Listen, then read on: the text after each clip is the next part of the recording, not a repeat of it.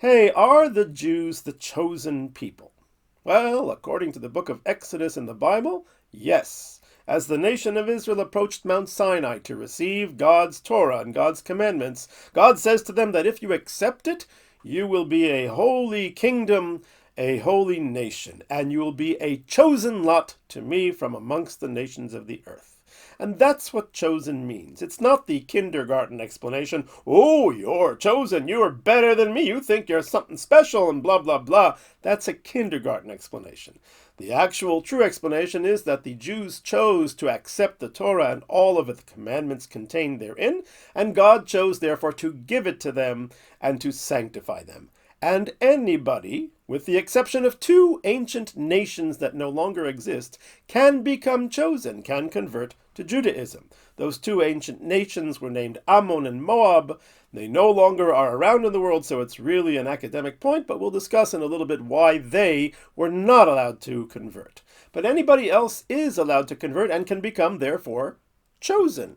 But Jews actually don't encourage conversion. Why not? Why don't they want others to convert? The answer is because the Jews believe that every decent human being is beloved of God. God gave 7 laws of basic morality to Noah. They more or less track the highlights of the 10 Commandments, inasmuch as they include not to murder, not to steal or kidnap, not to commit adultery, not to worship idols or do things like that. So those are the main highlights of the 7 Noahide laws, as they're called. And Jews believe that every human being who observes them is a decent person who is beloved of God and has no need to accept the entire Torah, which has a lot more commandments than just those 7. In fact, Jews discourage people because, well, if a person is Jewish, then they're obligated in those commandments. And some of those commandments can be a terrible sin if one fails to observe them. Someone who does not properly observe the Sabbath, or who eats on Yom Kippur, or who has bread on Passover, and so forth, is committing a sin, and these are very strict sins, and the person has a lot of spiritual guilt because of that, only if they're Jewish. If they're non-Jewish, well, they can go ahead and do whatever they want on the Jewish Sabbath, and they can eat as much on Yom Kippur as they please, and they can have as much bread as makes them happy on Passover, because they're not obligated in that, so therefore there's no guilt at all. It's not a bad deed.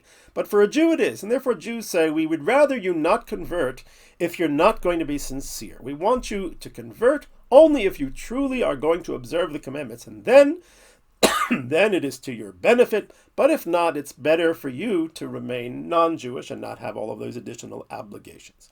Now, who are those two ancient nations that could not convert? The Ammonites and the Moabites. And the Torah says a very interesting thing, a reason why. Because part of it is because they did not bring bread and water to you as you were walking through the desert, hungry and thirsty and parched. Okay, so they can't convert because they weren't kind. But what about the Egyptians who enslaved the Israelites? Can an Egyptian convert? The answer is yes, after a few generations. Wow. What about the Amalekites who sought to destroy the Jewish people completely? Who sought, and one could argue still seek, if they're spiritual heirs, that is, the genocide of the Jewish people. Can an Amalekite convert? The answer is yes. In fact, the descendants of Haman, the Amalekite antagonist of the Purim story, who sought to commit a genocide against the Jews of Persia, his descendants converted and actually became great scholars and great rabbis. So how come the Ammonites and the Moabites cannot convert or could not convert? They don't exist anymore. The answer is because it's a question of character as well. God wants people to have good character. They should be kind, they should be caring, they should be great lovers of humanity. And that is what he chose the nation of Israel, the Jewish people, to be. Great lovers of humanity, to shed light upon all of humanity and to do their best to improve the world. Somebody who has a hateful, negative character in their heart is somebody who is not welcome among the people. The Ammonites and Moabites no longer exist in the world, so today there is really nothing to prevent anybody who is of good heart, who wishes to achieve a closer relationship to God, to convert. However, we discourage it because it is a big responsibility, and only somebody who is very sincere and serious should undertake that responsibility.